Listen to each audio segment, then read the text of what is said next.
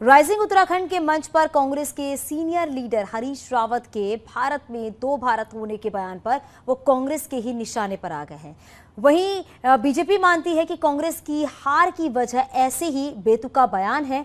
आप ये रिपोर्ट देखिए।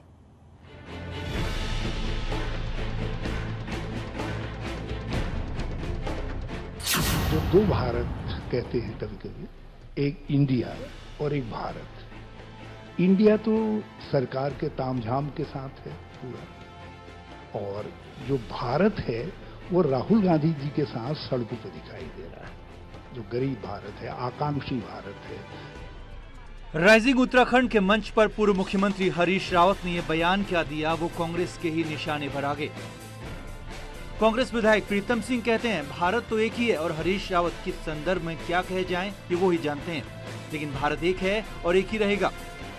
वहीं बीजेपी भी अचार सिर्फ खाने के लिए ही नहीं है, कमाने के लिए भी है। ये अचार के बिजनेस करके महीने के 5 लाख कमा रहे हैं। आपको भी ये करना है तो फ्रीडम ऐप को अभी डाउनलोड कीजिए। इस पर चुटकी ले रही है। मंत्री रेखा आर्य कहती है कि कांग्रेस हमेशा तुष्टीकरण की राजनीति करती आई है और मुस्लिम यूनिवर्सिटी के बयान की वजह से मिली चुनावी हार इसी तरह के बयानों का नतीजा है। हरीश रावत जी का बयान है, बहुत वरिष्ठ नेता है। उन्होंने जो बयान दिया है अपने बड़े विवेक के साथ दिया है। इस पर मैं कोई टिप्पणी करूं कदापि उचित नहीं। तो क्या दो भारत हैं? नहीं, देखिए भारत तो एक ही है। मुझे लगता है कि ये केवल और केवल इनकी संकीर्ण मानसिकता है और जिस प्रकार से जनता इनको लगातार नकार रही है वह उससे साफ मुझे लगता है कि उनको मंथन करने की आवश्यकता है कि अब उनके इस प्रकार के विचारों का जो है जनता कहीं पे भी स्वागत नहीं करेगी और आने वाले समय में यदि फिर इस प्रकार के विचार लेकर वो जनता के मध्य में आएंगे तो जनता जरूर सबक सिखाएगी। अब हरीश रावत का संदर्भ कुछ भी हो, लेकिन कांग्रेस नेता ही उनकी बात से इत्तेफाक नहीं रख रहे हैं और बीजेपी हमलावर है। न्यूज़ 18 के लिए देहरादून से सत्येंद्र के साथ भारती सकलानी की रिपोर्ट। न्यूज़ 18 के प्रोग्राम राइजिंग उत्तराखंड में हरीश रावत ने कहा भारत में दो भारत है, एक भारत राहुल गांधी के साथ है और दूसरा तामझाम वालों के साथ है। जिस पर सीएम पुष्कर सिंह धामी का कहना है कि प्रधानमंत्री नरेंद्र मोदी के नेतृत्व में एक भारत श्रेष्ठ भारत बना है।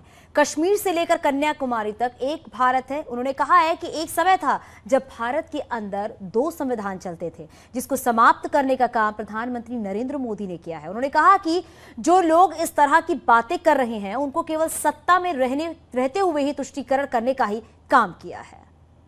मैं यही कह सकता हूं कि मोदी जी के नेतृत्व में एक भारत श्रेष्ठ भारत बन रहा है।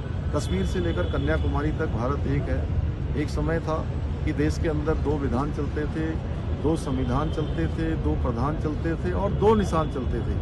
हमारे देश के यशस्वी प्रधानमंत्री मोदी जी ने देश के अंदर इस व्यवस्था को देश की आज़ादी से लेकर जिसकी दरकार आज तक थी, जिसकी ज़रूरत आज तक थी, कश्मीर को बचाने के लिए 40,000 से भी ज़्यादा लोगों ने अपना वहाँ पर बलिदान दे दिया, अपनी शहादत दे दी, लेकिन कोई भी ऐसा कर नहीं पाया। यह काम भी किसी ने किया है, एक भारत और श्रेष्ठ भारत बनाने का। धारा 370 समाप्त करके माननीय प्रधानमंत्री मोदी जी ने किया है। आतंकवाद को समाप्त किया है, नक्सलवाद को समाप्त किया है। देश के अंदर जितनी विघटनकारी शक्तियाँ थी जो समय समय पर मुंह उठाती थी, उन सबको समाप्त करने का काम किया। और जो लोग इस प्रकार की बात कर रहे हैं उन्होंने देश के अंदर देश की आज़ादी से लेकर लंबे समय तक शासन किया है, लंबे समय तक सत्ता चलाने का काम किया है, लेकिन केवल और केवल तुष्टीकरण को बढ़ावा दिया है। सबका साथ, सबका विकास और सबका प्रयास, यह मंत्र अगर देश को किसी ने दिया है तो हमारे देश के प्रधानमंत्री मोदी जी।